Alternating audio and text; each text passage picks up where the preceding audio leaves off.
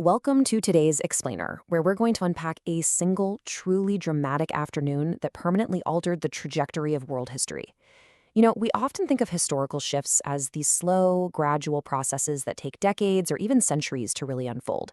But sometimes everything comes down to a few hours, a random shift in the weather, and one desperate choice. Today, we're diving into the Battle of Actium, a naval clash of absolute cinematic proportions that literally set the stage for an empire. So picture this. The date is September 31 BC. We are right out on the waters of the Ambracian Gulf, exactly where the Ionian Sea cuts into the coastline of Greece. It's a beautiful, sunny Mediterranean day, but on those waters, the fate of Western civilization is completely on the line. The forces staring each other down out there aren't just two armies. They represent two entirely different worlds, two totally opposing visions for the future of humanity. The stakes simply could not be higher. Okay, let's jump right into Section 1, Clash of Two Worlds, East versus West. The contrast between the two massive political titans who engineered this showdown was absolutely stark. On one side, you've got Octavian. He's young, fiercely ambitious, and, let's be honest, pretty cold-blooded. He positions himself as this great defender of the traditional values of the Roman Republic. Then, on the other side, we have Marcus Antonius, or Mark Antony, a legendary, deeply seasoned military commander. But crucially, he isn't fighting alone here. He is backed by the colossal wealth of the East and the formidable power and undeniable charm of the Egyptian queen Cleopatra. So we've got the rigid, traditional West clashing directly with the incredibly wealthy, opulent East. Moving on to Section 2, David versus Goliath, mismatch on the water. Now, what's really interesting here is the sheer difference in military strategy. You might expect two massive forces to clash evenly, but this was an incredible mismatch. Take a look at Antony's Egyptian fleet. His power on the water was visually terrifying. He commanded these massive, heavy galleys that were essentially floating fortresses, complete with giant, towering structures right on the deck. But they had a fatal flaw. They were incredibly slow and cumbersome. Now, look at the genius of Octavian's top commander, Admiral Agrippa.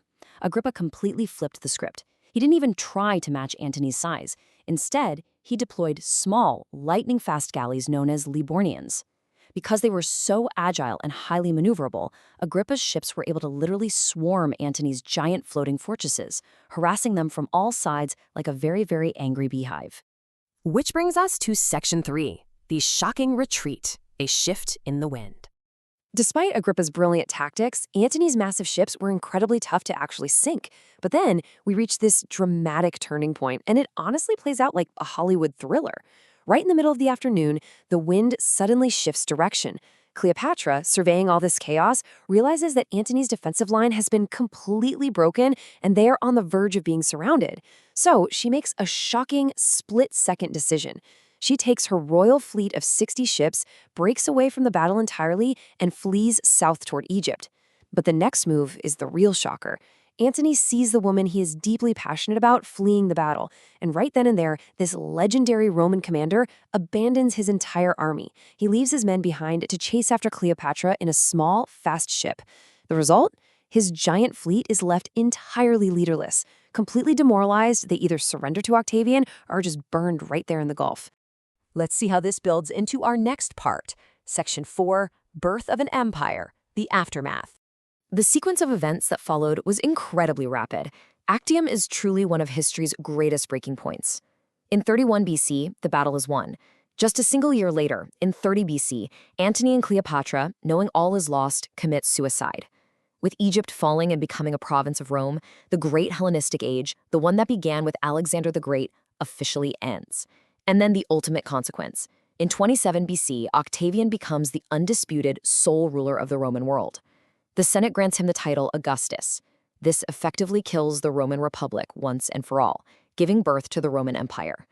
And that directly kicks off the Pax Romana, an era of Roman peace and dominance that would last for about 200 years. That leads us nicely into Section 5, the First Propaganda War, spinning the narrative. Because winning on the battlefield wasn't enough for Octavian, he had to win the story.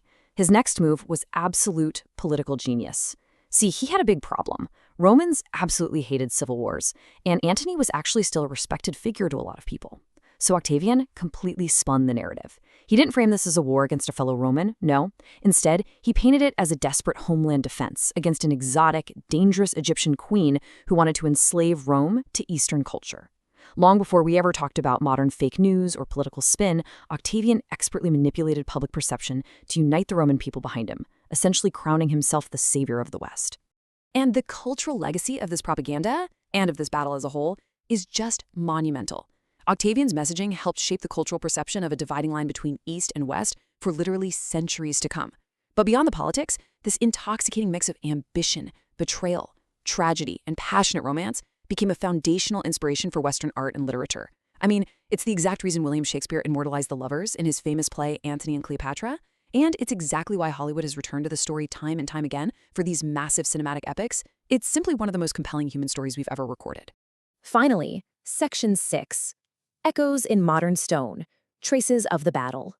So, does anything remain of this epic clash today? Well, this brilliantly illustrates how the ancient world is still right beneath our feet. Today, the battlefield is the Cape of Preveza in western Greece. To immortalize his incredible win, Octavian actually ordered the construction of a massive new city right near the battlefield called Nicopolis, which literally translates to the City of Victory. Today, it's one of the largest archaeological sites in Greece. It boasts vast walls, an ancient theater, aqueducts, the whole shebang. But perhaps the absolute coolest detail is found right on the very hill where Octavian had pitched his command tent during the battle. He built the Augustus Trophy Monument, or Tropaeum. He literally took the massive bronze rams, the huge, weaponized noses of the captured Egyptian warships, and physically mounted them right onto the monument for everyone to see. Talk about an ancient flex, right? You can still visit the ruins of this incredible monument today. Which brings us to a final, sort of mind-bending thought as we wrap up this explainer. How drastically different would our world be today if the wind just hadn't shifted that afternoon in 31 BC? What if Agrippa's small ships had been crushed? What if Antony hadn't abandoned his men? If Octavian falls, the Roman Empire as we know it is never born. The Hellenistic East survives. The entire cultural, political, and architectural foundation of Western civilization changes forever. It really makes you realize the absolute fragility of history, doesn't it? Thank you so much for joining me to explore the afternoon that built an empire. Until next time, keep questioning the history that shapes our world.